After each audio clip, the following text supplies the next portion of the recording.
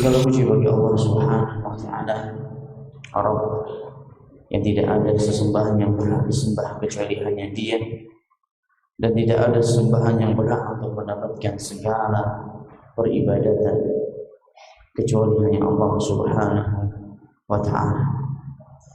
Alhamdulillah alladzi bi ni'matihi tatimmu shalihat. Kita lanjutkan kembali kajian rutin kita malam Kamis, dan hari ini tanggal 4 Muharram yang bertepatan dengan tanggal 4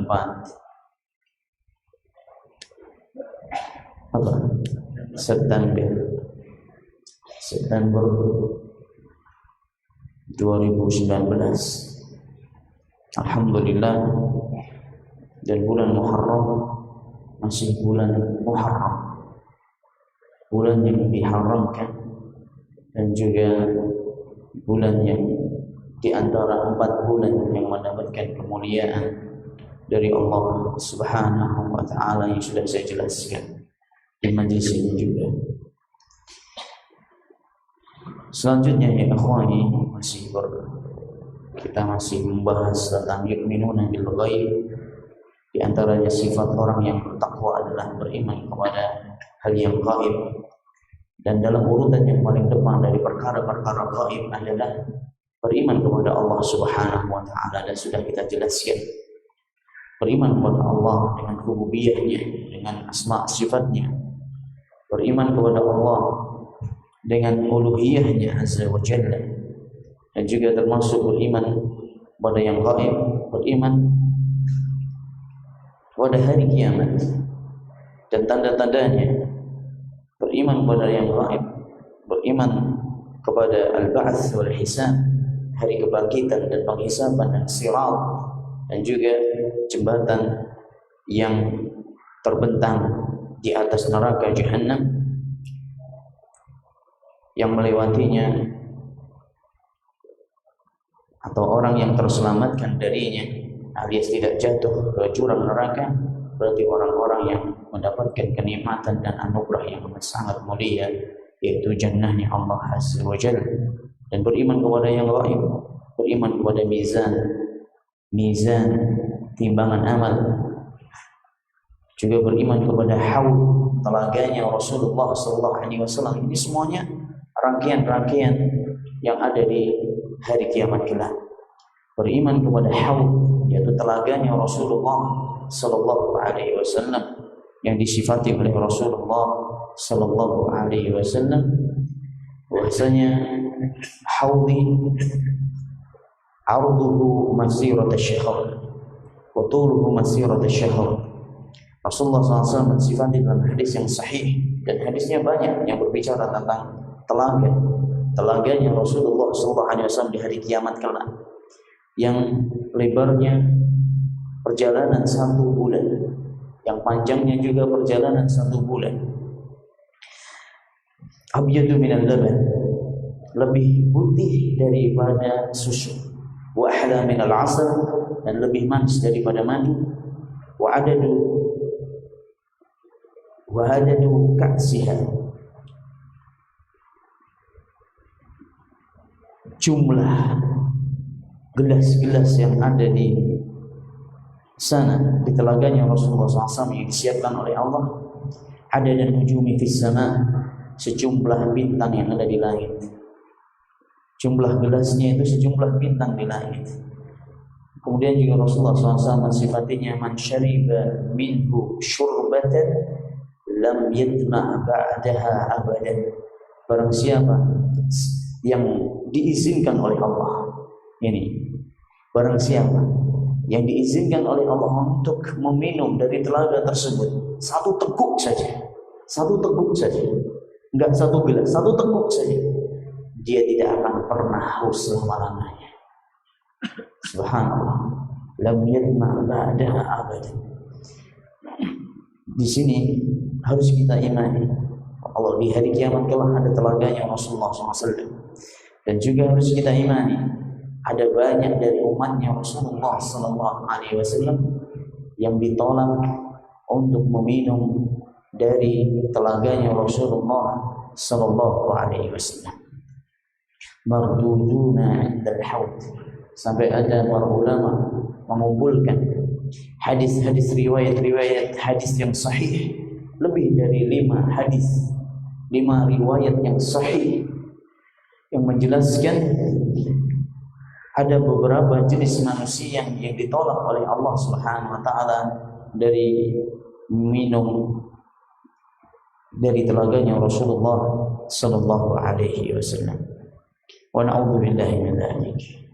Wa na'udzu billahi min dzalik. Nanti kalau ada waktu atau kesempatan kita akan bahas orang-orang yang ditolak dari telaganya Rasulullah sallallahu alaihi wasallam itu siapa saja. Bukan di sini, karena ini pembahasannya kita bahas masalah al-ghaib. Orang yang beriman, kata Syekh Shalih Fauzan hafizahullah taala, orang yang beriman kepada Allah dan kepada hal yang gaib, mengimaninya apa adanya, mengimani perkara yang gaib, mengimani apa adanya, baik dia pahami dengan akalnya ataupun tidak dia pahami tentang akal dengan akalnya, baik bisa dia cerna dengan akalnya atau tidak bisa cerna, baik masuk akal atau enggak masuk akal. Yang jelas perkara yang gaib ya ikhwan, saudara dan saudari yang dirahmati oleh Allah Subhanahu wa taala, mabniyun ala taslim lillah. Beriman kepada perkara yang gaib itu dibangun di atas fondasi berserah diri, mengimani apa adanya, menerima sepenuh hati apa yang datangnya dari Allah Subhanahu wa taala, dari apa yang dikabarkan oleh Allah dalam Al-Qur'an, dari apa yang dikabarkan oleh Rasulullah SAW, dari perkara-perkara yang gaib yang disebutkan dalam hadis-hadis yang sahih, harus diimani apa adanya, baik itu masuk akal atau tidak masuk akal. Ini wajib hukumnya. Perkara yang gaib harus diimani dengan sepenuhnya dan apa adanya. Tidak boleh kita utak-utik, tidak boleh kita takwil atau kita tafsirkan dengan penafsiran yang amat sangat jauh, melenceng dari apa yang diinginkan oleh Allah dan Rasulnya sallallahu alaihi wasallam. Imani apa adanya. Nah, karena perkara yang gaib ini sumbernya dari berita, maksudnya wahyu, kabar yang datang dari Al-Quran dan kabar yang datang dari sunnahnya Rasulullah sallallahu alaihi wasallam. Saya berikan contoh. Disebutkan dalam sebuah riwayat yang sahih, hadis yang sahih, bahwasanya orang yang mati ketika dikuburkan, sudah selesai dikuburkan dan para pentakziah meninggalkan kuburan tersebut, si mayat ini mendengar qur'ani alihim. Si mayat ini mendengar apa? Suara sendal-sendal mereka, terompah dan sendal-sendal yang mereka pakai. Itu si mayat mendengar. Gimana ya kok mendengar? Ini dikabarkan dalam hadis yang sahih, diterima apa adanya. Subhanallah ya ikhwan. Di antara perkara yang gaib yang harus diimani, bahwasanya orang kok sudah mati, dikuburkan, kemudian ditinggalkan oleh pentakziah, sudah enggak ada orang di kuburnya, akan datang kepadanya 2 malaikat. Disebutkan hadis yang sahih. Sesuai dengan amalnya. Kalau dia seorang yang beriman, datang kepadanya seorang malaikat yang masya Allah wajahnya tampan, bersih, berseri-seri bagaikan bulan purnama. Dan baunya harum, subhanallah. Bajunya bersih, putih bersih, harum, disebutkan dalam riwayat. Kedatangan malaikatnya sudah, si mayit sudah bisa merasakan akan kabar gembira yang dia bawa. Kemudian didudukkan dengan lembutnya, kemudian ditanya, siapa rohmu, apa agamamu, dan apa pendapatmu tentang seorang laki-laki ini yang telah diutus di tengah-tengah kalian, yaitu siapa? Rasulullah sallallahu alaihi wasallam. Kok orang yang beriman Allah akan teguhkan hatinya di dunia dan di akhirat. Maksudnya di akhirat ini ketika dia di alam barzakh, Allah akan teguhkan dia dengan menjawab Rabbi Allah, Rabbku adalah Allah, dinil Islam, agamaku adalah Islam. Hada Muhammadun sallallahu alaihi wasallam, amantu bihi sallallahu alaihi wasallam. Muhammad Rasulullah sallallahu alaihi wasallam ini adalah hamba dan utusannya Allah dan aku beriman kepadanya. Masya Allah. Kemudian didatangkan kenikmatan dari surga kepadanya. Kemudian dia tidur seperti tidurnya pengantin baru. Ini semuanya harus kita imani, jemaah. Masuk akal atau tidak masuk? Kok nggak dengar Ustaz? Biasa aja kuburnya. Subhanallah. Bahkan azab kubur ini pernah ditampakkan juga di dunia ini. Azab kubur ini ditampakkan juga oleh Allah Subhanahu wa taala di dunia ini dan bisa dilihat oleh mata kepala kita. Pernah terjadi pada zaman tabi'in kalau tidak salah atau atba' tabi'in, ada seorang yang durhaka, Allah azab dia setiap habis sholat asar. Orang ini yang durhaka kepada ibunya, Allah azab dia. Ini terjadi ya. Di setiap, subhanallah, habis salat asar terbuka, terbelah apanya? Kuburnya, dan dia keluar dengan kepala yang berbentuk keledai, meringkik-ringkik. Kemudian gak lama kemudian dimasukkan lagi, tertutup lagi kubur. Itu terjadi pada zaman sama. Ditampakkan azab kubur ini. Jadi benar-benar ada azab kubur itu sampai hari ini juga. Subhanallah.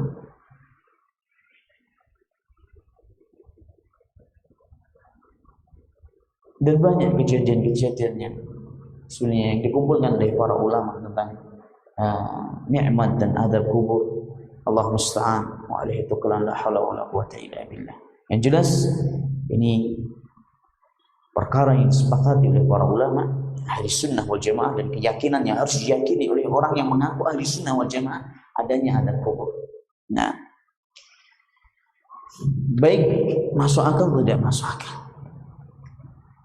Adapun orang yang tidak mengimani perkara-perkara yang gaib atau mengimaninya sesuai dengan setelah bisa dia cerna baru dia imani. Yang gak masuk akal dia tolak. Yang bisa dicerna oleh akal dia yang lemah dia terima. Yang gak bisa dicerna dia tolak. Orang seperti ini orang-orang yang dikatakan orang yang tidak beriman pada perkara yang gaib. Dan ini layak orang seperti ini dihukumi kepadanya atau berlaku kepadanya ayat Allah Subhanahu wa taala dalam surat Yunus 39, bal kadzabu bima lam yuhitu bi'ilmihi wa lamma ya'tihim ta'wiluh kadzalika kadzdzaba alladziina min qablihim fanzur kaifa kana 'aqibatu adh-dhalimin. Akan tapi mereka mendustakan perkara-perkara yang tidak mereka bisa cerna dengan akal-akal mereka, atau mereka mendustakan perkara-perkara yang belum datang kepada mereka penjelasannya. Hal seperti ini tidak terjadi pada umatnya Muhammad SAW. Bahkan sebelum mereka juga banyak orang-orang yang telah mendustakan. Fanzur kaifa kana 'aqibatul zalimin, dan lihatlah wahai Muhammad bagaimana hasil akhir orang-orang yang menzalimi dirinya sendiri dengan mendustakan apa-apa yang datangnya dari Allah dan Rasulnya sallallahu alaihi wasallam. Adalah ada kebinasaan, kehancuran. Ini hasil akhirnya. Nah,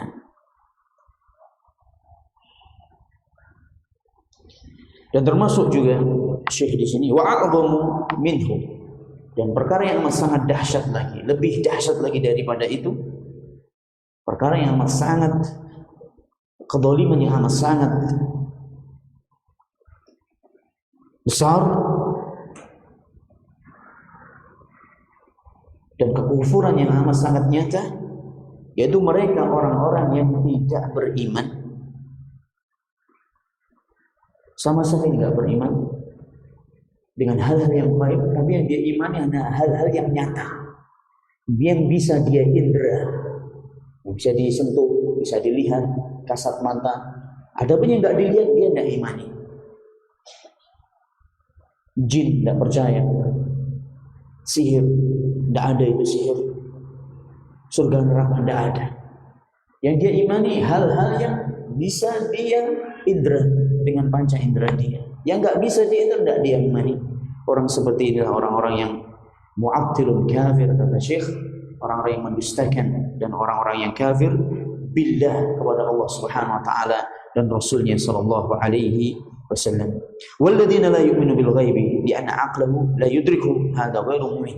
Dan orang yang tidak mengimani perkara-perkara yang gaib karena akalnya tidak sampai, orang seperti ini tidak layak mengatakan dirinya sebagai orang yang beriman. Nah, walim yusallim lillahi ta'ala wa rasulih, dan tidak mencerahkan segala urusan masalah perkara yang gaib kepada Allah dan Rasulnya. Orang-orang seperti ini orang-orang yang tidak bisa dikatakan orang-orang yang beriman kepada Allah Subhanahu wa taala. Kita punya akal, dibekali oleh Allah Subhanahu wa taala. Tapi akal ini terbatas. Ya ikhwan. Dan ini akal-akalan ini model orang-orang yang mendewakan akal. Yang gak masuk akal mereka tolak, yang masuk akal dia terima. Ini penyakit yang sudah menggerogoti kaum muslimin di dunia ini, dan termasuk fitnah akhir zaman. Bahkan naudzubillah min dzalik, promotor-promotor yang membawa, yang mendewa-dewakan akal, promotor-promotor yang mengusung akal, yang mendewakan akal, gerakan pendewaan akal, semuanya diakali. Masuk akal enggak ini? Ayat ini maksudnya apa? Ini sesuai enggak ini? Sesuai dengan akal kita enggak ini? Masuk akal enggak ini ayat ini? Kalau enggak masuk akal menurut hawa nafsu mereka, mereka tolak. Ini ya ikhwan, sudah masuk ke lembaga pendidikan tinggi di negeri ini. Di universitas-universitas Islam yang mendewakan ilmu kalam. Na'udzubillah min dzalik. Na'udzubillah min dzalik. Akhirnya apa? Alhasil apa? Hasilnya apa? Mereka menolak syariat agama. Jilbab, mengatakan jilbab, hijab seorang wanita itu hanya adat istiadat orang Arab. Kita punya itu bukan syariat. Jadi kita kembali kepada adat istiadat kita di negeri ini.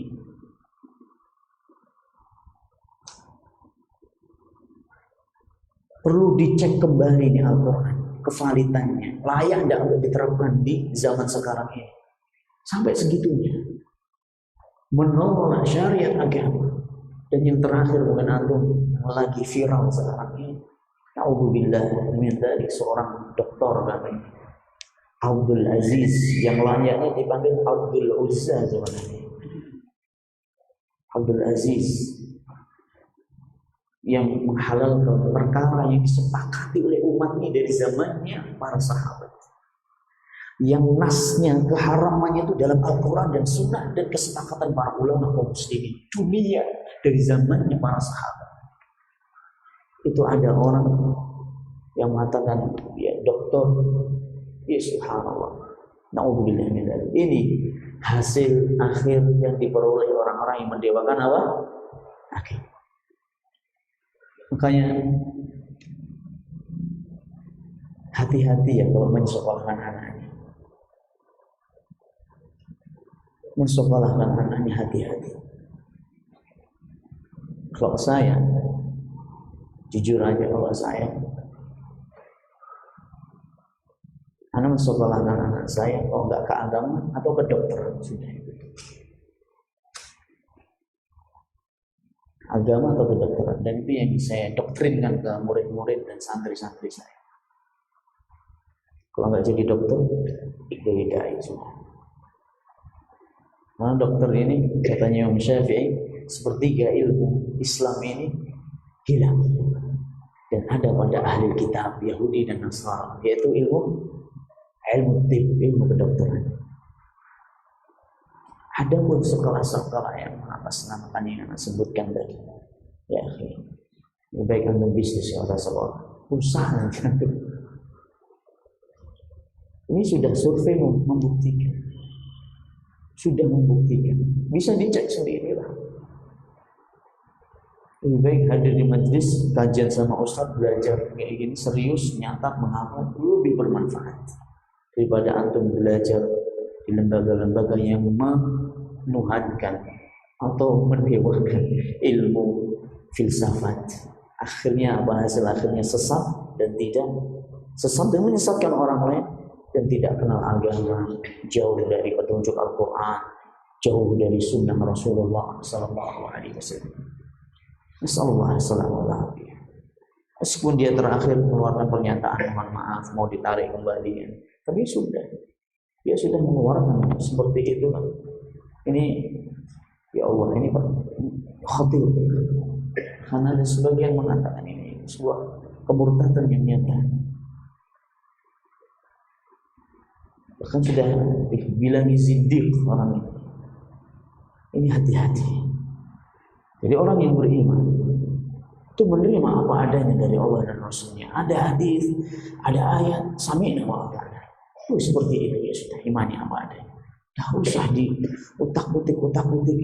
Ini tidak masuk akal, terutama dalam perkara-perkara yang baik.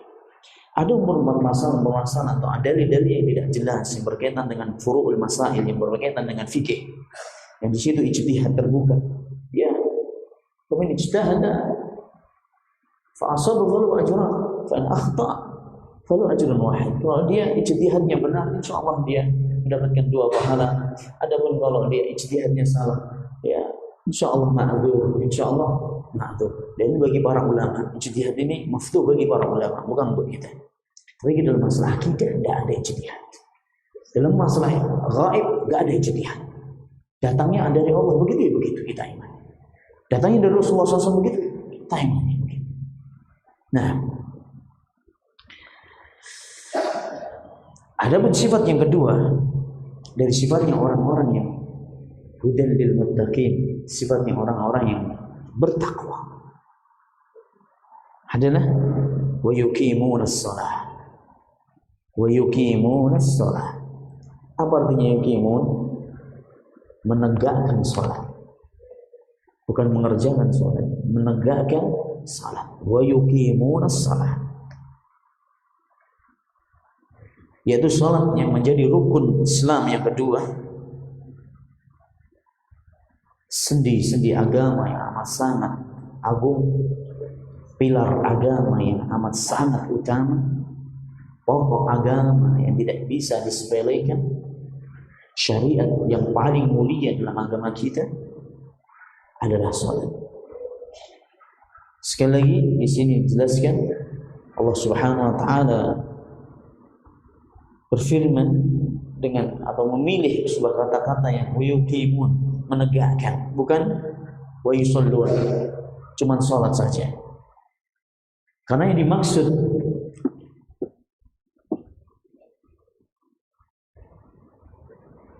dari mengerjakan salat ini bukan hanya mengerjakan salat, berdiri, rukuk, sujud, rukuk, i'tidal, sujud, duduk antara dua. Bukan bentuknya gini aja.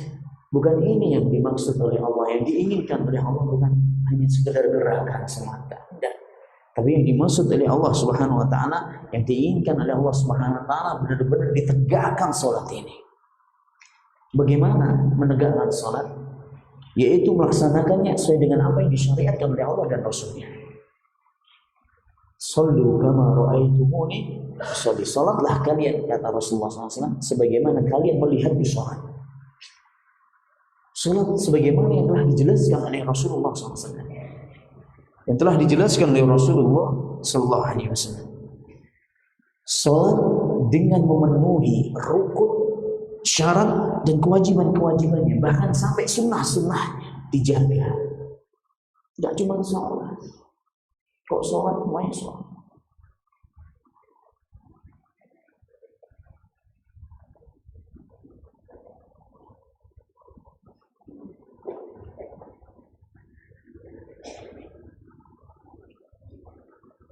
Rukun,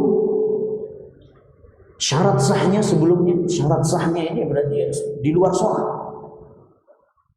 harus toharoh, masuk waktu sholat, dalam kondisi suci toharoh, sudah masuk waktu sholat, menutup aurat dengan sempurna, bersih badan, pakaian, tempat dari najis, menghadap kiblat.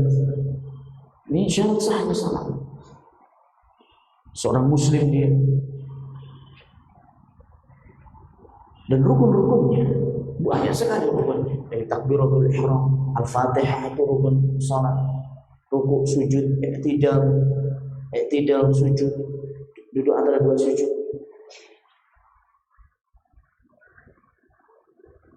Kata Syekh, wa hadhihi iqamatuha dhahiratan. Iqamatuha hadhihi iqamatu dhahirah. Dan ini menegakkan salat dari segi zahirnya saja.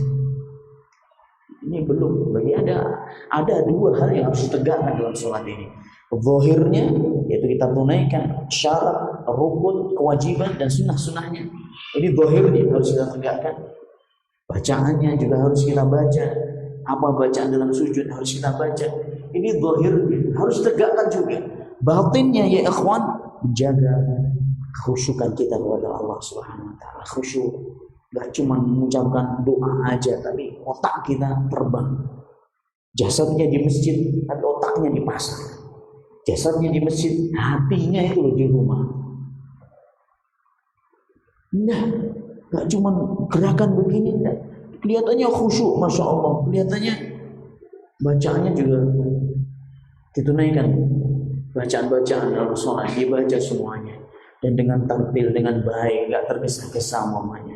Tapi kalau hatinya ini melayang kemana-mana, jauh dari kekhusyukan, berarti kan kita tidak menegakkan sholat dari segi batinnya. Jadi ada dua yang harus ditegakkan, zahir dan batin. Nah, hudurul qalb, hadirnya hati kita ini adalah iqamatul batinah. Jadi tadi ya sekali lagi ada iqamatul zahirah, kita menegakkan salat dari segi zahirnya, rukun, syarat, kewajiban, sunnah-sunnah dalam salat, ini zahirnya. Adapun menegakkan dari segi batinnya, kita menjaga kekhusyukan kita kepada Allah Subhanahu wa taala. Ya ikhwan, ya akhi, perlu kita belajar salat khusyuk. Perlu kita berlatih diri untuk bisa sholat khusyuk. Tidak bisa anda jelaskan di sini. Ada sebuah kitab yang dikarang oleh seorang masyayikh, seorang syekh, Abdul Syekh Saleh Al-Munajjid, hafizahullah. Ada 33 kiat sholat khusyuk. Dan juga selain beliau, itu yang enak tahu. Ada 33 kiat dan diterjemahkan bahasa Indonesia. Itu bagus nanti dibaca. 33 kiat sholat khusyuk.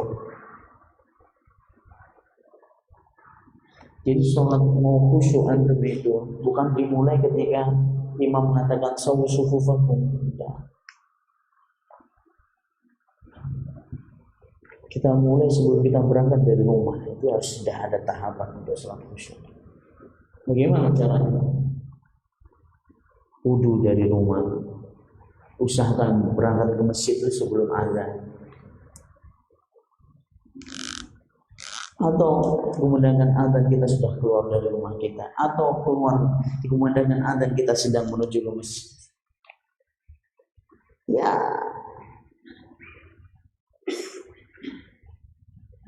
minimal azan kumandangkan kita tinggalkan segala itu ya.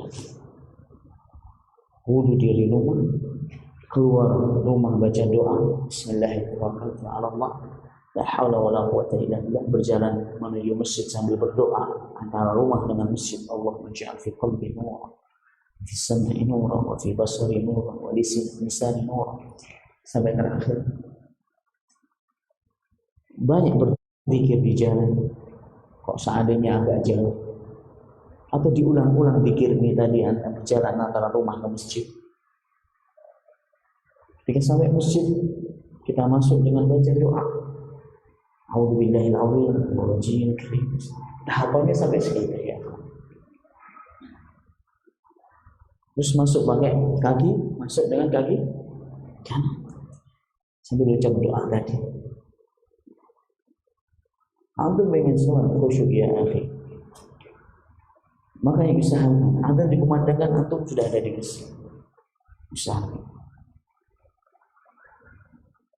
sehingga antum bisa mengikuti apa yang diucapkan oleh imam, diucapkan muadzin Allahu Akbar, Allahu Akbar, kita ikuti Allahu Akbar dan mengikuti muadzin. Akhi, maaf ini jangan foto-foto ya di sini. Hadir ikuti kajian dengan bagus, catat, nggak usah foto ustadznya. Apa sih manfaatnya foto ustadz? Bisa jadi antum nanti share kemana-mana, nanti santet orang nanti. Alhamdulillah, sallallahu alaihi. Ini banyak sekarang orang santet menyantet pakai foto apa nih? Makanya hati-hati dengan foto antum ya. Foto keluarga antum, anak antum, jangan mudah-mudah nge-share di media sosial. Hati-hati. Wallah hati-hati. Ini pesan dari Anda, hati-hati. Sudah banyak korbannya.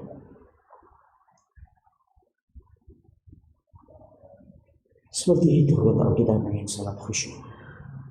Gak sederhana, akhi. Gak sederhana salat khusyuk itu. Nah, ini harus dipahami. Makanya usahakan azan dikumandangkan antum di masjid. Selesai sambil nunggu imam salat 2 rakaat. Kayak itulah yang dilakukan oleh Rasulullah SAW dan itu yang dilakukan oleh para sahabat. Makanya ada jedanya antara azan dengan iqamah biar kita ada persiapan. Enggak habis azan langsung iqamah. Ini menyelisihi dari apa yang dilakukan oleh Rasulullah sallallahu alaihi wasallam. Meskipun salat maghrib sampai beliau mengatakan sallu qabla maghrib liman syaa. Salatlah sebelum maghrib. Salatlah sebelum salat maghrib bagi yang mau. Cukup ini aja.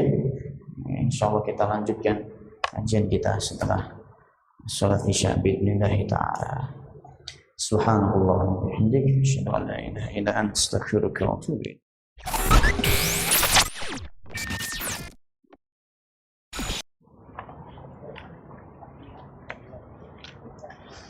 Bismillah, alhamdulillah, wassalatu wassalamu ala rasulillah wa ala alihi wa ashabihi wa mawalah wa ba'd. Allahumma anfa'na bima 'allamtana wa 'allimna ma yanfa'una wa zidna 'ilman wa hudan wa taqwan wa salahan ya rabbal alamin. Bicara tentang masalah salat khusyuk, bahwasanya hakikat salat ini intinya di sini dari apa yang diinginkan oleh Allah Subhanahu wa taala dari salat kita adalah salat yang benar-benar ditegakkan sesuai dengan syariatnya Rasulullah SAW. Dan jangan lupa bahwasanya ruhnya salat adalah khusyukan. Tidak akan terima salat seorang kalau tidak dibarengi dengan khusyukan kepada Allah Subhanahu wa taala. Dan juga salat itu dinilai atau mendapatkan pahala atau tidak sejauh mana orang itu menjaga khusyukannya dalam salatnya. Ini tolong dipahami benar. Orang itu dinilai salatnya mendapatkan pahala atau tidak dilihat dari kekhusyukan. Jadi iqamah batinah, sejauh mana dia bisa menegakkan salat secara batin. Setelah zahir jelas, harus sesuai dengan syariatnya Rasulullah SAW. Itu saya sampaikan tadi. Doanya, gerakannya harus sesuai dengan syariatnya Rasulullah SAW dalam masalah salat. Tapi itu tidak cukup kalau tidak ada namanya kekhusyukan.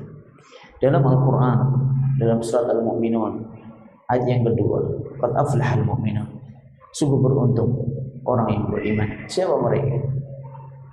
Alladzina hum fi salatihim khashi'un. Yang pertama kali, urutan pertama kali orang yang salatnya khusyuk. Ista'inu bis sabri was salat wa innaha lakabiratun illa 'alal khashi'in. Dan mintalah kalian pertolongan kepada Allah dengan perantaraan sabar dan salat. Mintalah kalian pertolongan kepada Allah Subhanahu wa taala dengan perantaraan sabar. Mintalah pertolongan kepada Allah melalui sabar dan salat. Sesungguhnya menjaga komitmen dengan sholat ini lakabiratun, susah. Kecuali, maksudnya menjaga sholat, komitmen menjaga sholat itu berat, susah. Kecuali bagi orang-orang yang khusyuk. Berat lah ikhwan, sholat 5 waktu. Jujur aja kita, jujur aja. Antum sholat hari ini yang nggak terlambat, mungkin banyak yang terlambat. Cuman hari ini aja. Bagaimana hari yang kemarin? Seminggu yang lalu. Berat menjaga sholat 5 waktu tepat pada waktunya, berjamaah, tidak terlambat dari takbiratul ihramnya imam. Sepekan aja berat. Kalau udah bisa jaga sepekan, cobalah 20 hari, lanjutkan 30 hari, lanjutkan 40 hari kalau Anda bisa, sebagaimana dijanjikan pahalanya oleh Rasulullah SAW. Berat salat itu.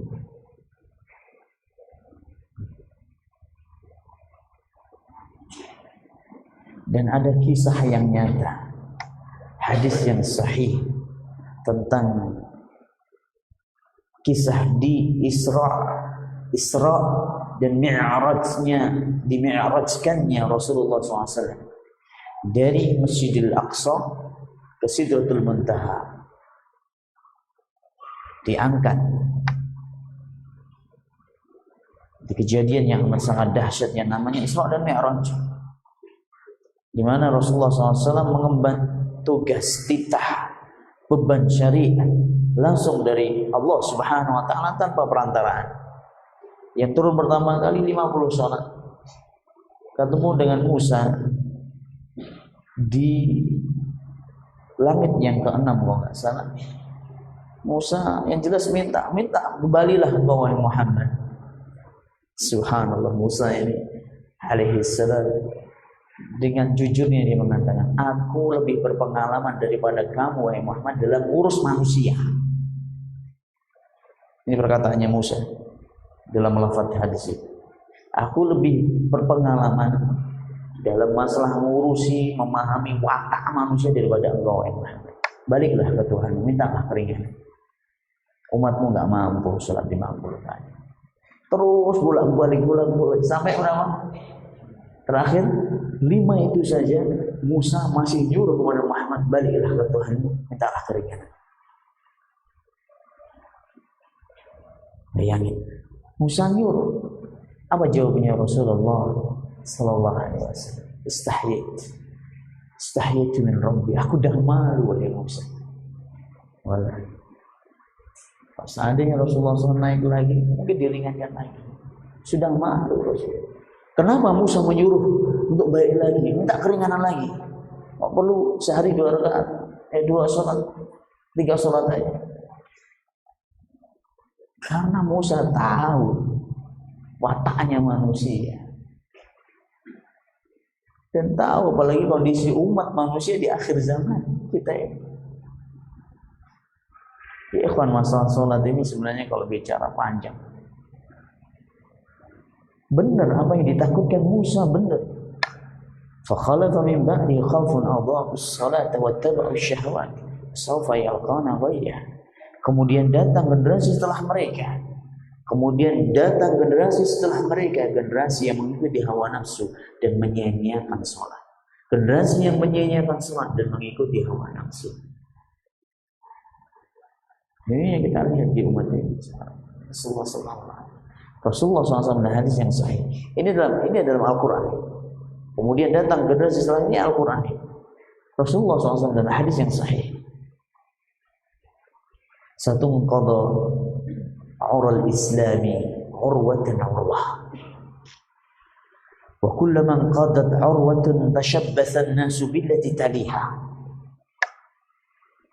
Wa awwaluha naqdan al-hukm wa akhiruha naqdan as-salah.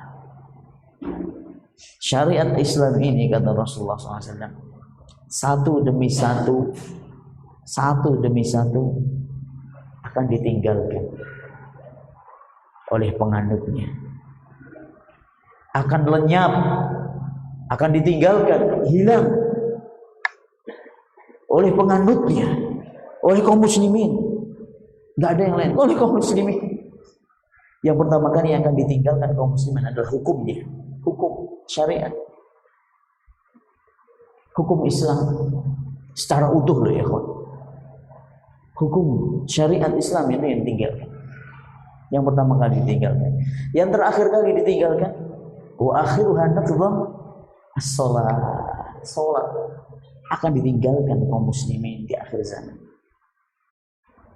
Musa tahu apa yang ditakutkan Musa benar-benar terjadi. Nah ini makanya masalah salat ini nggak main-main gitu. Subhanallah, para ulama mengarang kita yang tebal, yang tipis, yang mukhtasar, yang ringkas, semuanya masya Allah mereka memberikan perhatian yang besar terhadap salat ini. Nah,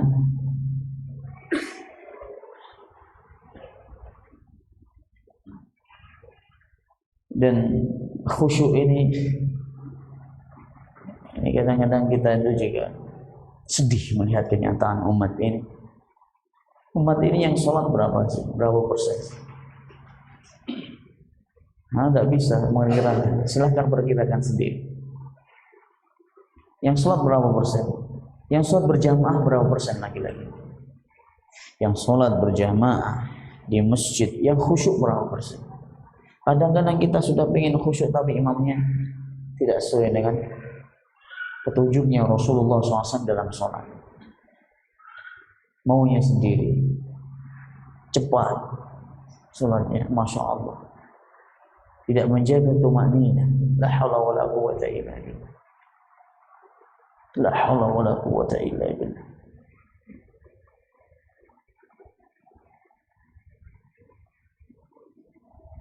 Kadang karena kita tidak punya masjid, jujur aja. Masjid yang sunnah, qillatun qalilah, sedikit dari yang sedikit. Allah musta'an. Oleh itu la haula wala quwwata illa billah. Sedikit, sehingga seringkali kita menjumpai imam-imam ini dalam salatnya tidak merujuk pada tuntunannya Rasulullah SAW.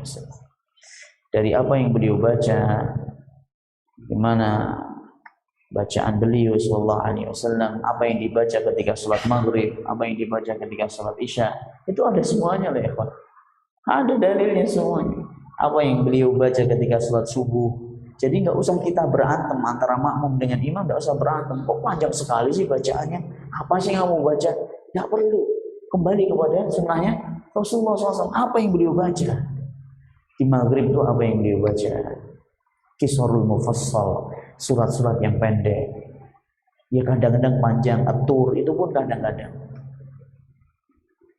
dalam 2 rakaat Tur itu kadang-kadang. Yang banyak adalah Qisarul mufassal yang pendek. Salat isya apa yang beliau panjang? Wasatul mufassal, pertengahan. Tidak panjang banget, tidak pendek banget.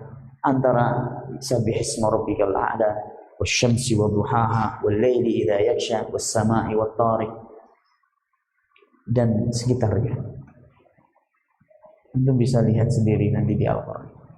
Itu di salat isya, Ketika di salat subuh disebutkan dalam riwayat baina khamsin wa mi'ah, antara 50 ayat sampai 100 ayat.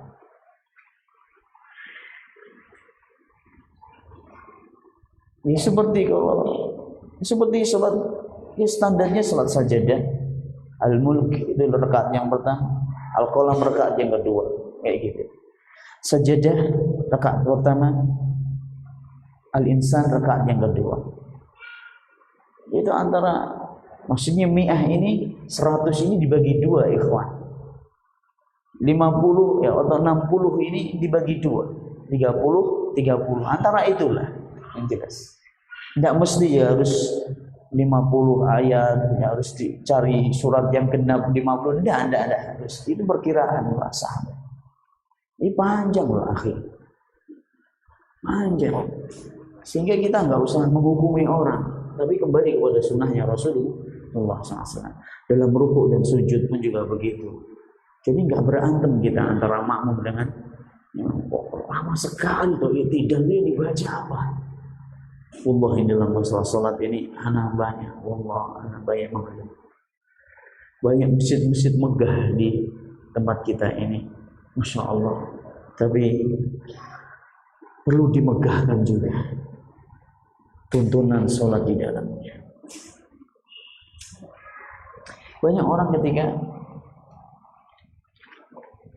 i'tidal sami Allahu liman hamidah, Allahu akbar, cepat biasa i'tidal. Itu rawan cepat itu i'tidal. Karena yang dibaca cuma Rabbana walakal hamd. Sahih. Padahal bacaannya enggak cuma itu.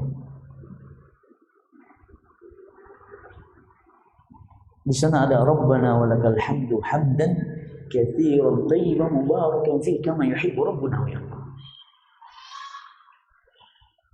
Rabbana walakal hamdu mil'us samawati wa mil'ul ardi wa mil'u ma syi'ta min syai'in ba'd. Ahlus thana'i wal majdi. Kulluna lakal 'abd. Allahumma la mani'a lima a'taita wa la mu'tiya lima mana'ta wa la yanfa'u dzal jaddi minkal jaddi. Doa ketika i'tidal. Dan Rasulullah SAW senantiasa mengganti-ganti di doa ini. Dan di antara sarana atau di antara sarana trik langkah untuk bisa sholat khusyuk menggonta-ganti bacaan doa dalam sholat. Antum biasanya kok sujud bacanya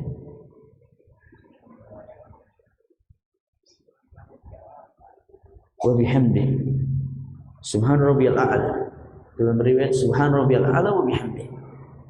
Ini aja Rasulullah SAW ini beliau ulangi kurang lebih 10 kali beliau ulangi. Bayangin antum baca subhan rabbiyal a'la wa bihamdi subhan rabbiyal a'la wa bihamdi subhan rabbiyal a'la wa bihamdi subhan rabbiyal a'la wa bihamdi subhan rabbiyal a'la wa bihamdi subhan rabbiyal a'la. Imam Miraih subhan rabbiyal a'la wa bihamdi subhan rabbiyal a'la wa bihamdi subhan rabbiyal a'la wa bihamdi subhan rabbiyal qadra 10 tasbihat disebutkan dalam riwayat. Sampai sahabat tuh mengatakan, Rasulullah SAW, Anas bin Malik saya mengatakan, idza sajada wa nanahu nasiya. Kelihatannya beliau tuh lupa, kelihatannya enggak bangun-bangunnya apa lupa ini. Saking lamanya. Dan beliau yang beliau baca tak cuma itu, subhan rabbiyal a'la atau subhan rabbiyal a'la bihamdi. Di riwayat yang lain subhanakallahumma rabbana wa bihamdika Allahumma ighfirli. Subhanakallahumma rabbana wa bihamdika Allahumma ighfirli. Dan ini beliau baca ini hadisnya sahih Muslim. Beliau baca ini hadis Aisyah, beliau baca ini di akhir hayat beliau. Setelah turun ayat fasabbih bihamdi rabbika wastaghfir innahu kana tawwaba. Idza jaa nasrullahi wal fath wa ra'aita an-nasa yadkhuluna fi dinillahi afwaja fasabbih bihamdi rabbika wastaghfir. Bertasbihlah wahai Muhammad kepada Tuhan. Bertasbihlah dengan memuji Tuhan. Wastaghfir, dan juga apa? Mohon ampunlah. Makanya dalam doa ini digabungkan antara tasbih dengan istighfar. Mohon ampunan. Beliau karena menafsirkan ayat ini.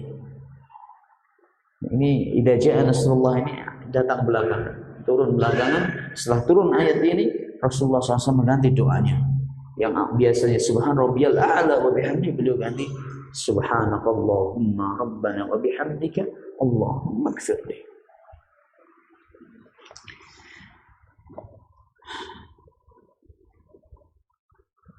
Di antara rawan-rawannya orang itu nggak khusyuk juga, duduk antara dua sujud. Duduk antara dua sujud.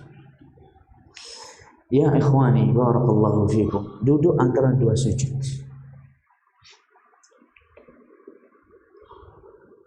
Doanya apa? Rabbighfirli, rabbighfirli, rabbighfirli. Diulang-ulang. Diulang-ulang. Sebanyak mungkin sampai Imam dalam riwayat disebutkan seperti itu. Rabbi firli, Rabbi firli, Rabbi firli. Tapi ada di sana ada 7 doa. Dan doa ini sudah kita jelaskan di sini. Doa ada berapa macam? Macam-macam doa. Doa apa? Doa namanya apa? Doa apa? Ibadah wa doa. Doa apa? Masalah. Dan dalam sholat ini, ikhwan, tolong diperhatikan. Dalam sholat ini kebanyakan isinya doaul ibadah atau doaul masalah. Dalam sholat.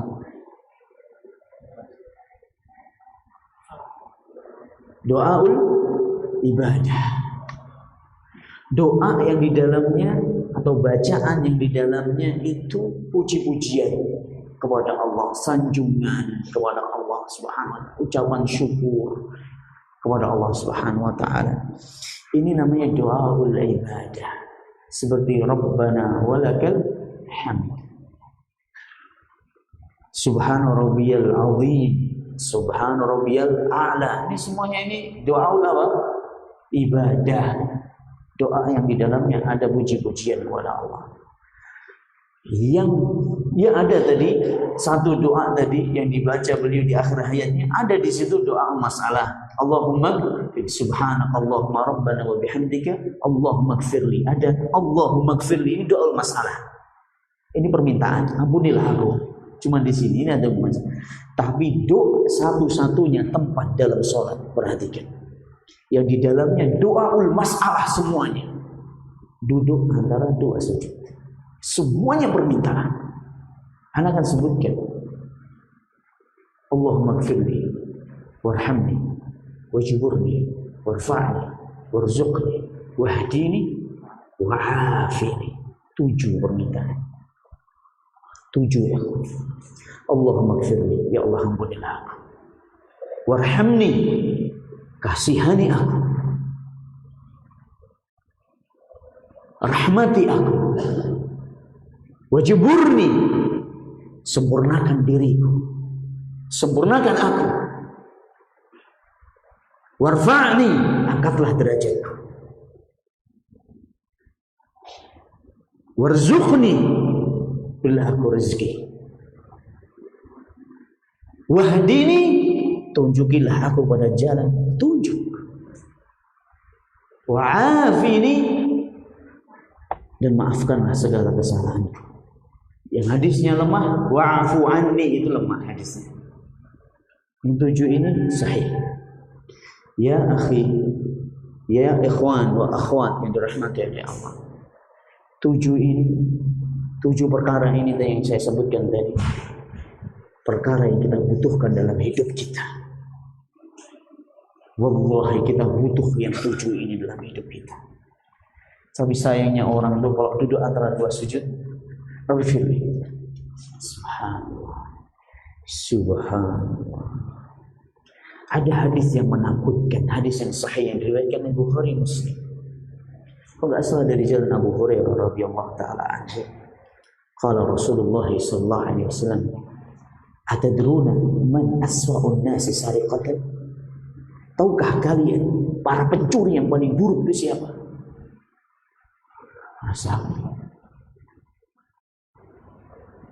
Wah, nah, siapa pencuri yang paling buruk itu? Aswa'un nasi sariqatan alladzina yasrikuna fi salatihim alladzina yasrikuna fi salatihim. Manusia pencuri yang paling buruk itu orang yang mencuri dalam salatnya. Faqalu ya Rasulullah, kaifa yasrikuna fi salatihim? Ya Rasulullah, bagaimana mencuri dalam salat? Bagaimana mencuri dalam salat? Rasulullah SAW jawab, la yutimmuna ruku'ahu wa la sujudahu. La yutimmuna ruku'ahu wa la sujudahu. Mereka tidak menyempurnakan ruku' dan sujud. Ancaman-ancaman ini banyak sekali. Ada sebuah riwayat Allah Ta'ala alam antara 40 atau 60. arba'ina sana, sholat arba'ina sana, orang sholat 40 tahun. Lam tuqbal minhu raka'ah, satu rakaat pun tidak diterima oleh Allah Subhanahu wa taala. Sebabnya apa? La yutimmu ruku'ahu wa la sujudahu, tidak menyempurnakan rukuk dan sujudnya. Berat ya ikhwan. Ini ancaman-ancaman ini berat ya ikhwan. Nah, kita ini kalau sholat Masya Allah pengennya cepat gitu. La haula wa la quwwata illa billah. Ini masalah sholat. Makanya harus kita adakan ta'awun, kerjasama dalam kebaikan. Kadang kita pengen khusyuk tapi imam sholat kita nggak khusyuk. Mungkin di masjid-masjid kita, ya kita saling berikan masukan. Saling berikan masukan dengan cara yang baik, dengan hikmah. Temuin empat mata, bicara baik-baik. Insya Allah kalau itu membangun dengan cara yang tepat, insya Allah masuk dalam hati-hati mereka. Saya ingin masjid-masjid di sekitar kita ini yang megah, yang dibangun dengan harta yang tidak sedikit, juga megah juga tuntunan sholat di dalamnya. Bisa ya ikhwan, bisa. Masya Allah, orang-orang sini ini orang-orang insya Allah menerima kebenaran, asalkan kebenaran ini kita bawa, kita hanturkan kepada mereka dengan cara yang tepat. Dengan cara yang tepat. Tidak dengan keras. Di waktu yang dan di tempat yang kurang tepat kita menyampaikannya. Khalayak ramai, ini tidak pas. Atau kita tampakkan kok kita lebih pandai daripada dia, tidak pas juga. Nah, jaga ketawaduan. Dan insya Allah ini agama Allah Subhanahu wa taala yang membolak-balikkan hati hamba itu adalah Allah Azza wa Jalla. Kita cuma menyampaikan saja. Kita menyampaikan saja. Adapun dapat hidayah atau tidak, diterima atau tidak, ini bukan urusan kita. Kita cuma menyampaikan.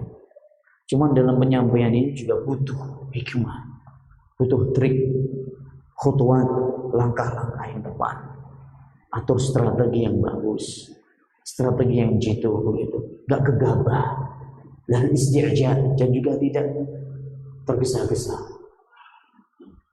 Cari waktu yang tepat, kunjungi, bawain hadiah kepada kiai kita, ulama kita atau imam kita, insya Allah orang masya Allah ya menerima insya Allah. Ini masalah salat. Kita selesaikan sifat yang ketiga dari sifatnya orang-orang yang bertakwa. Wa mimma razaqnahum yunfiqun. Wa mimma razaqnahum yunfiqun, dan dari sebagian apa yang telah aku anugerahkan kepada mereka berupa rezeki, mereka meninfakkannya kepada orang lain atau mensedekahkannya kepada orang lain. Dalam Al-Quran kebanyakan menggabungkan, bahkan banyak puluhan ayat yang menggabungkan. Ana lupa ingat, antara 80-an lebih ayat yang menggabungkan antara salat dengan apa? Bayar zakat. Wa aqimus shalah wa atuz zakat. Wa aqimus shalah wa atuz zakat. Wa aqimus shalah wa atuz zakat. Alladzina yuqimuna as-salata wa mimma razaqnahum yunfiqun. Ada puluhan ayat. Ini menunjukkan ya ikhwan keagungan dua ibadah ini. Kenapa kok digabungkan antara salat dengan zakat kebanyakan dalam Al-Quran? Karena salat haknya Allah. Adapun zakat haknya siapa? Al-fuqara wal masakin, orang-orang yang fakir dan miskin. Ini ibadah yang amat sangat agung. Dan Masya Allah ya ini, dua ibadah ini, salat dan zakat, sedekah, ini diantara ibadah, diantara cita-citanya orang yang mati pengen hidup lagi untuk mengerjakan dua ibadah ini. Bukan ibadah yang lain, tidak umroh, tidak haji, tidak Idul Adha nyembelih kambing, tidak. Pengen melakukan dua ibadah sholat ini. Ada sebuah kitab, buku yang bagus untuk antum baca. Ana punya PDF-nya, tapi sama penulisnya nggak boleh disebarkan. Maksudnya antum disuruh beli bukunya. Judulnya Andai Si Mayit Bisa Bicara. Dan ini kemarin sudah saya kupas juga di Oki Tool and Paper, gitu ya. Saya bedah di sana, masya Allah, ngeri juga baca buku itu, merinding juga. Di sana ada pembahasan angan-angan si mayit. Apa yang dicita-citakan orang yang sudah mati? Banyak. Di antaranya pengen hidup kembali dan pengen bersedekah. Di antaranya pengen sholat 2 rakaat. Bayangin ikhwan. Yang sedekah disebutkan dalam Al-Quran dalam surat Al-Munafiqun ayat 10. Nanti bisa dibaca. Wa anfiqu mimma razaqnakum min qabli an ya'tiya ahadakumul maut fa yaqulu rabbi laula akhartani ila ajalin qarib fa asaddaqu wa akum minas salihin. Dan sedekahkan sebagian apa yang telah aku berikan kepada kalian. Sebagian, tidak semuanya, sebagian aja yang telah aku berikan kepadamu, sebagian kamu sedekahkan. Itu yang diminta oleh Allah, sebagian. Zakat itu kan berapa persen?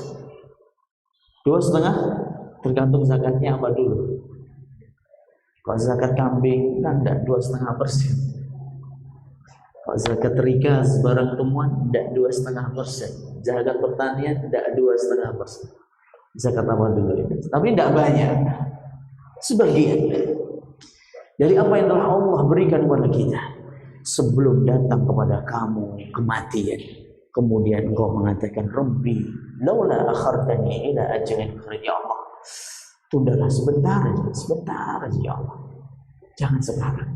Sebentar aja. Fasaddaqa wa akum minas salihin. Aku pengen bersedekah. Jangan kau cabut aku sekarang. Aku pengen bersedekah.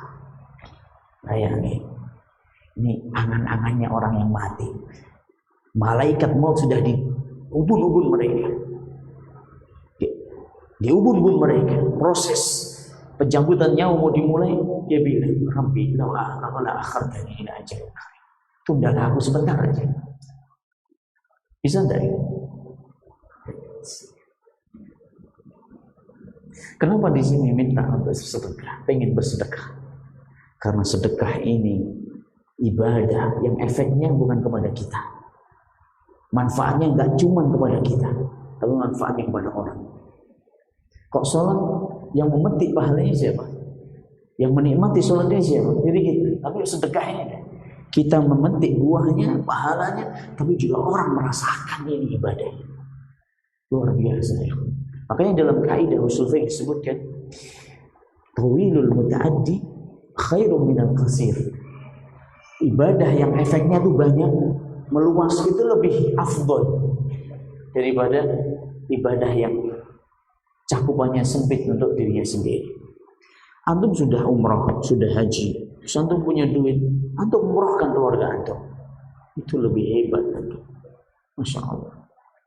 Antum mungkin setahun sekali cukuplah. Antum masih ada satu keluarga-keluarga antum yang belum murah atau murahkan.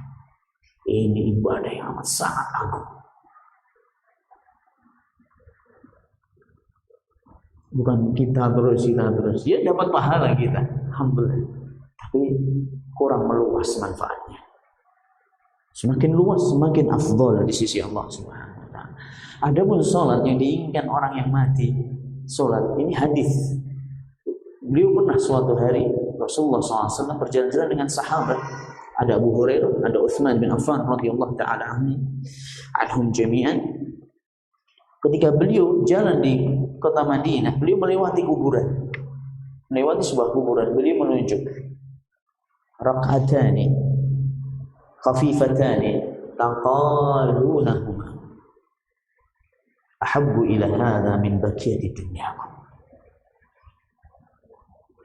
2 rakaat yang ringan, Kok perlu baca Al-Fatihah aja, nggak usah pakai baca surat setelah Al-Fatihah. 2 rakaat yang ringan, yang kalian sepelekan, lebih dicintai orang yang dikubur di sini. Mereka lebih mencintai itu daripada apa yang kalian miliki dari dunia ini. Pengen apa? Sholat. Makanya kalau sholat itu, ya jangan tergesa-gesa. Tolong jangan tergesa-gesa. Kita lanjutkan insyaallah pada kesempatan yang akan datang. Ada pertanyaan?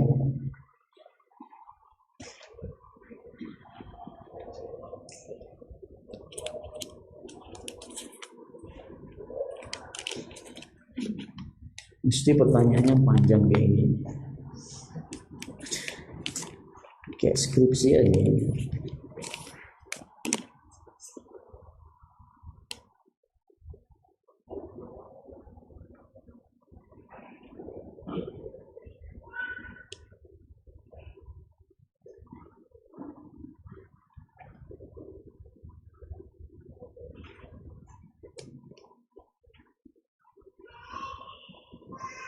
Masya Allah.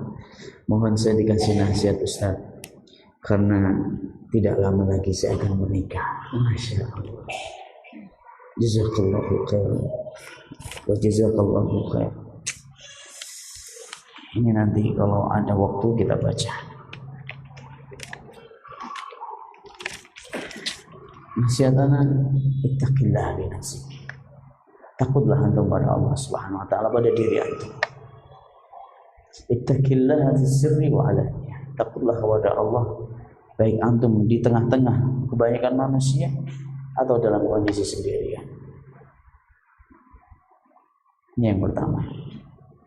Yang kedua, pahami makna takwa itu apa?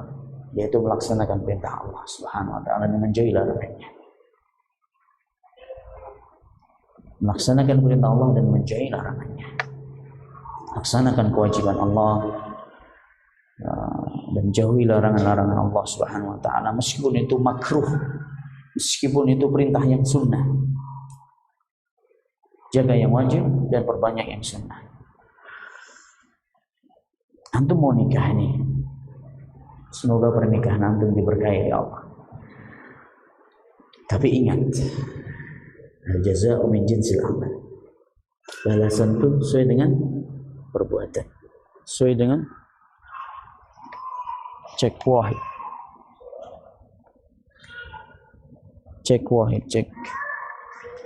Jadi apa yang saya sampaikan tadi benar, habis nih baterainya. Harus dicek ini bang, gimana caranya?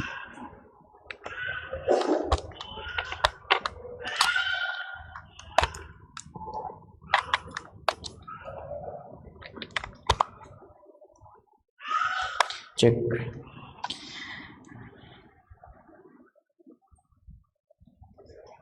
Khadijah layak mendapatkan, layak dipersunting oleh Muhammad SAW karena dia Khadijah, wanita yang saleh. Subhanallah, wanita yang satu-satunya wanita, gini ya, satu-satunya wanita yang mendapatkan salam dari Allah Azza wa Jalla di dunia ini, cuman dia, karena kesolehannya. Dan Allah beritakan kabar gembira kepada dia, ada jaminan janji dari Allah yang sudah disiapkan untuk dia surga, yang tidak ada kelemahan, keletihan di dalamnya, tidak ada kegaduhan di dalamnya, dalam surga tersebut. Makanya layak untuk dipersunting oleh Rasulullah SAW. Kenapa? At-thayyibatu lit-thayyibin.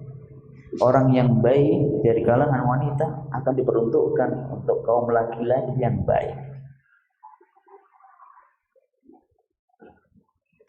Jadi mungkin antum berharap istri antum wanita yang soleha, kok lihat suaminya itu menyenangkan suaminya, kok diperintah selalu nggak pernah bantah, menjaga sholatnya, menjaga hijabnya, punya rasa malu yang tinggi, masya Allah.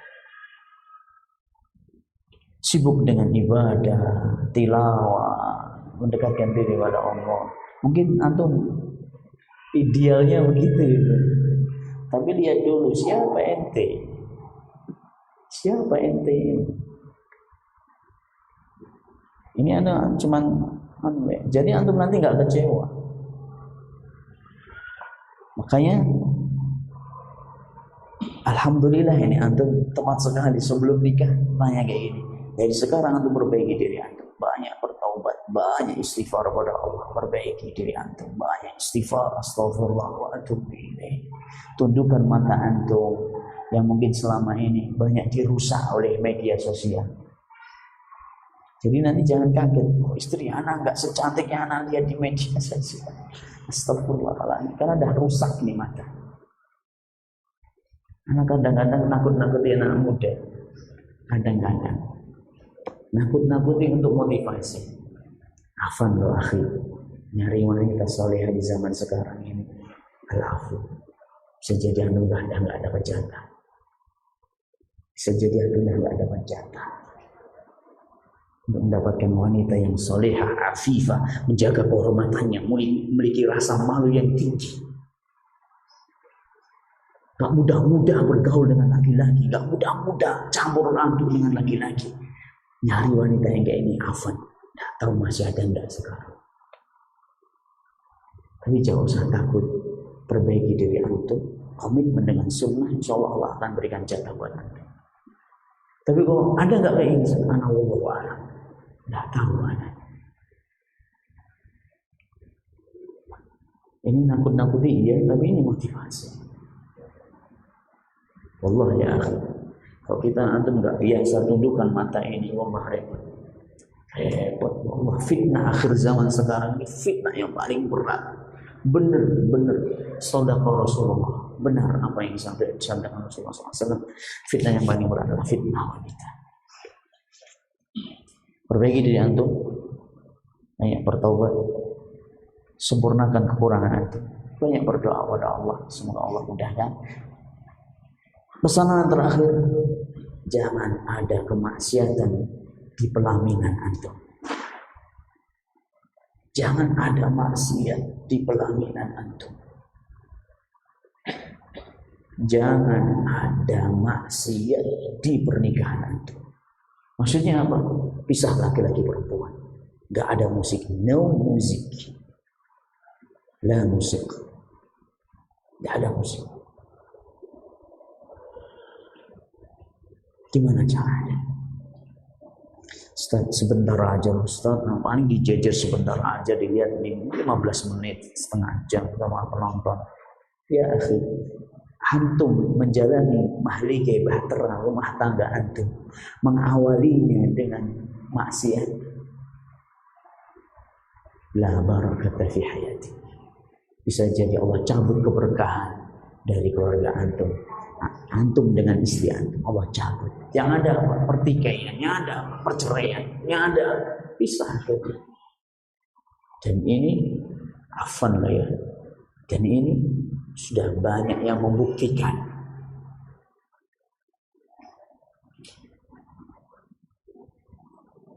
Pernah diundang oleh seorang, Umar, mau nikah tanggal sekian, hari sekian.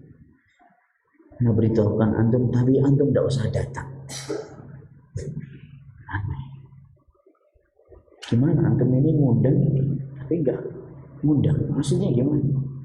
Iya, anak ngasih tahu aja, tapi tidak usah datang. Kenapa? Karena enggak syar'i pernikahan saya. Dengan bangganya anak katakan ittaqillah, takutlah kepada Allah Subhanahu. Ya, wanita banyak, batalkan untuk calon istri Anda. Karena begitu. Kalau ada orang minta istisyarah, minta masukan dari saya, batalkan, cari akhlak yang lain. Kalau orang tuanya nggak mau menjadi jalan yang syar'i. Alhamdulillah selama ini akhirnya luluh juga orang tuanya si wanita, ikut juga akhirnya dipisah. Alhamdulillah, tegas kita ya. Karena yang mau menikah dia, bukan orang tuanya, dia. Sudah awal-awal sudah ada kemaksiatan. Berjalannya hari, bulan, tahun, akhirnya ini cerai dengan istri. Cerainya nggak main-main, cerai 3 kali. Ini pelajaran. Bagaimana dampak maksiat ini luar biasa. Luar biasa. Allah musta'an. Takut akhirnya kita itu. Makanya manusia, ini juga kaidah yang anak buat. Orang itu kok nggak bisa dinasihati dengan mulut, maka nanti yang menegur Allah Subhanahu wa taala. Ini tolong jadikan kaidah buat antum. Wa ma kunna mu'adzibina hatta nab'atsa rasula. Allah itu enggak semata-mata langsung menghancurkan umat Lut, Ad, kaumnya Lut, kaumnya Ad, kaum Samud. Enggak, diutus dulu nabi, rasul kepada mereka. Mereka membangkang, baru didatangkan apa? Azabnya. Firaun enggak langsung. Firaun jadi raja ditenggelamkan ke Laut Merah. Enggak, didatangkan dulu siapa? Musa. Dia bicara baik-baik, ditawarkan, buahkan kebenaran kepadanya. Balah sombong dan congkak. Fastakbaru fil ardh. Di dalam surat Al-Ankabut ayat 29. Sombong dan congkak. Wa ma kanu sabiqin. Enggak bisa lepas dari adabnya Allah. Baru Allah datangkan adab. Kita ini kok sudah enggak bermanfaat, nasihat, petua, masukan yang baik, kok enggak diindahkan? Ya, risiko tanggung sendiri. Dan kata-kata seperti ini sering saya sampaikan kepada teman-teman yang ada di Polda, di tahanan sana. Kalau Anda diberikan kesempatan oleh Allah, diberikan anugerah, rahmat Allah turun ke tempat ini, mana buktinya? Anda ditemukan dengan kita. Alhamdulillah kita bisa ketemu di sini. Anda mendengarkan nasihat dari kami. Ini rahmat Allah. Kalau Anda indahkan pesan ini, jangan kaget kalau Allah nanti negur Anda suatu waktu. Takut Allah. Dan ini benar. Makanya ini sekali lagi, ini nasihat saya pada ikhwah ini bukan berarti cuma untuk ikhwah ini, untuk semuanya. Ana mencintai antum sebagaimana ana mencintai diri ana sendiri. Ana mengharapkan kebaikan untuk antum sebagaimana ana mengharapkan kebaikan untuk diri ana dan keluarga ana. Ana juga nggak pengen antum itu sedih. Ana juga nggak pengen antum itu cerai dengan istri antum sebagaimana ana juga pengen cerai dengan istri ana. Ana nggak pengen antum ini sengsara dalam hidup antum sebagaimana ana juga nggak pengen sengsara. Makanya ikutilah petunjuknya Rasulullah Sallallahu Alaihi Wasallam, petunjuk Islam kita dalam masalah ini.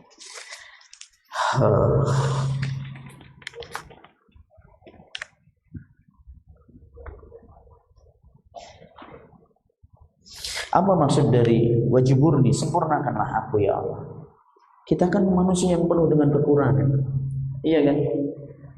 Kita punya santri aja macam-macam. Ada yang cerdas, pinter, hafalannya banyak, masya Allah, setorannya lancar, model kita sabak-sabaki manzil itu hafalan, tapi akhlaknya nggak baik. Ada santri kita tuh akhlaknya baik, lembut, nurut sama ustaz, tapi lemah. Ini kan kurang berarti kan? Minta sama Allah, sempurnakan aku ya Allah. Ada sebagian ikhwah ini, ada sebagian kita sudah ngaji, masya Allah, semangat sholat 5 waktu, kajian sunnah, tapi masih ngerokok. Ini kan masih ada apa berarti? Kurangnya. Sempurnakanlah aku ya Allah. Maksudnya apa? Ya ini kekuranganku, cacatku, aibku ini, tolong sempurnakan. Antum udah semangat hadir terus kajian di sini, tapi baca Al-Qur'annya jelek. Semangat nulis, tapi kalau disuruh baca Al-Qur'an, masya Allah, antara langit dengan sumur, jauh panggang dari api, tak ketemu. Anak sampai sekarang belum menemukan ustaz Tidak tahu siapa ustadz yang bisa jadikan rujukan di Palembang ini dalam masalah qiraah. Kelihatannya Palembang krisis ustadz dalam masalah qiraah. Kelihatannya. Anda tanyakan ke ustadz belum ada jawabannya. Anda bukan ahli. Jadi semoga Allah Subhanahu wa taala melahirkan ke depan generasi-generasi yang membawa Masya Allah ilmu Al-Quran dan menguasainya, dan anak yakin Insya Allah ada dari santri-santri kita nanti Insya Allah. Itu ya, yang belum dibaca soalnya kita baca yang akan datang Insya Allah. Barakallahu fikum, jazakumullahu khairan, subhanakallahumma wa bihamdik, asyhadu an la ilaha illa anta, astaghfiruka wa atubu ilaik, wa akhiru da'wana alhamdulillahi rabbil alamin. Assalamualaikum warahmatullahi wabarakatuh.